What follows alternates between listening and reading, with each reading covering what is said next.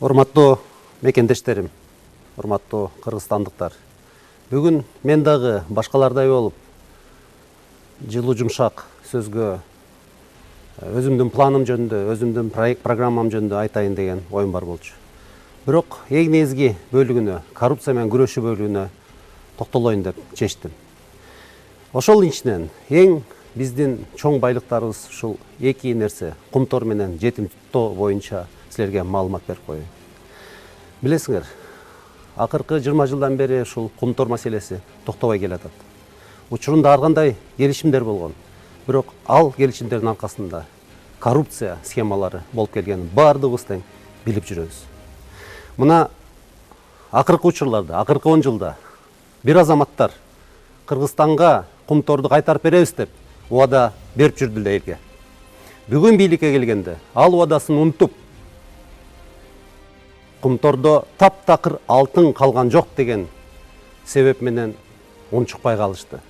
Эмне үчүн мындай бурулуш пайда болду? Эмне үчүн акыркы 10 жылда жалган сөз айтып, убада берип, аягына келгенде өзүнүн убадасынан тая башташты?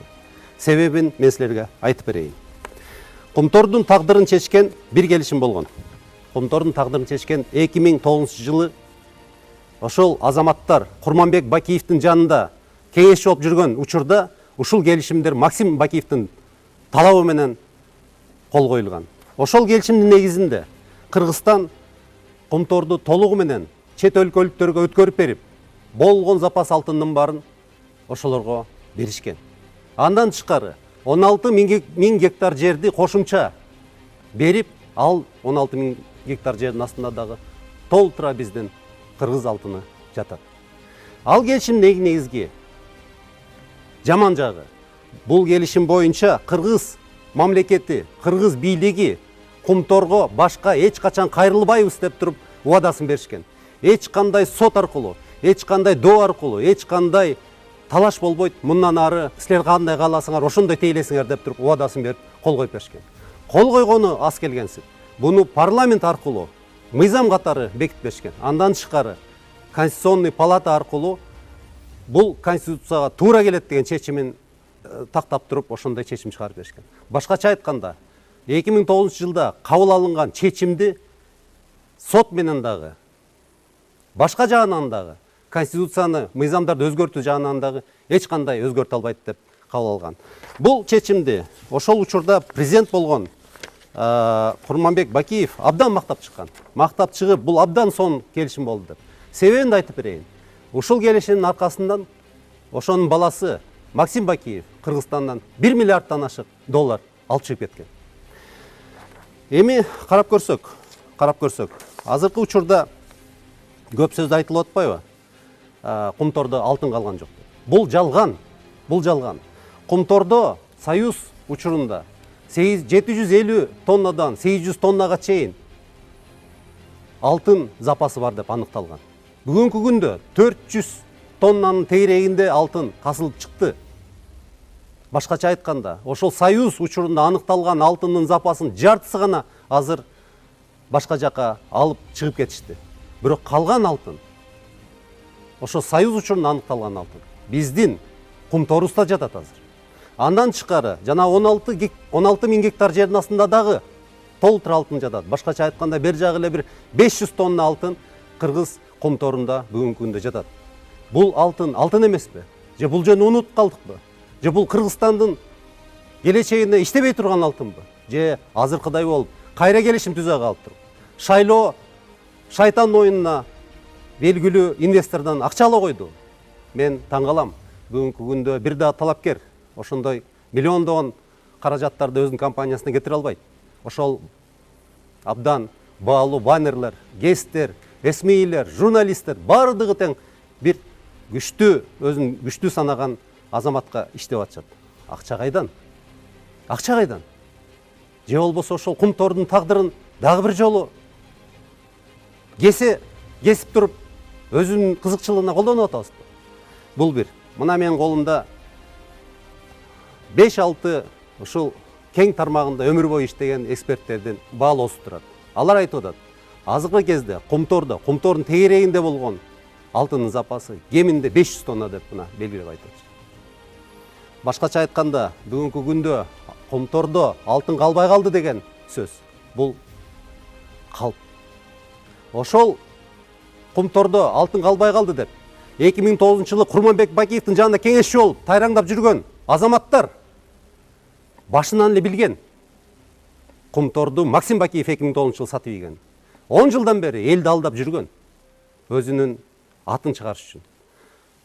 Эл ишенип, колдоп келгенде кайра өз убадасынан, өзүнүн сөзүнөн тайган. Мындай адамдарга биз кантип ишенебиз? Комтор маселесин эми биз көтөрөбүз. Комтор маселеси, Комтордун алтыны кыргыз элине иштеш керек. Учурунда УКМКнын төрагасы болуп турганда мен бир нече кылмыш иштерин баштагам.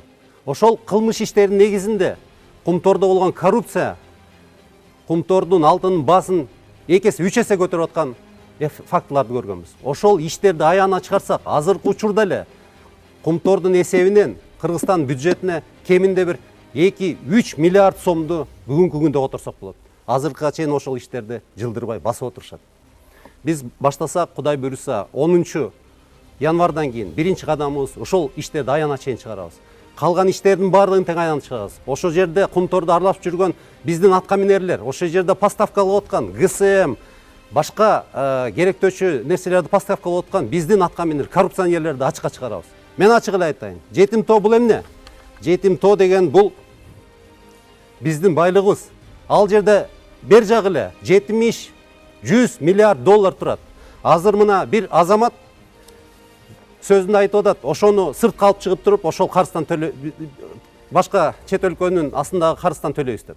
Чет өлкө карызыбыз биздики 1 миллиард 700 миллион болгону. Биз болсо карыз төлөйбүз деп 100 миллиарддык байлыгыбызды сыртка чыгарганга аракет кылып атабыз. Себебин айтып берейин. Жетим тоону 2009-жылы ошол азамат Курманбек Бакиевдин жанында эң ишеничтүү адамы болуп, кеңешчиси болуп жүргөн кезде 2009-жылы Арт майнинг компаниясына 300 сомго сатып ийишкен лицензиясын. Жетим тоону 300 сомго сатып ийишкен. Ал Арт майнинг компаниясынын аркасында ким турат деп изилдеп чыксак, мына бул жерде жазып турат.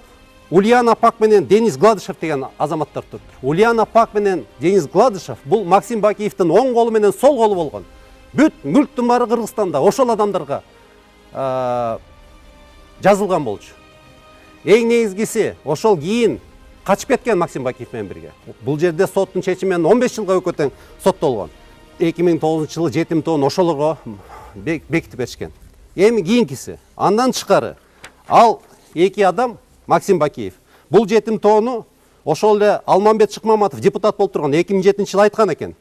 Булар Кытай компаниясына 20 миллион долларга сатып ийген экен. 20 миллион доллар, 100 миллиарддык байлыгыбызды 20 миллионго сатып ийген. Ошондо бир дагы азамат, Курманбек Бакиевдин жанында азамат бир да сөз каткан эмес. Эми дагы бир нерсени карап көргүлө.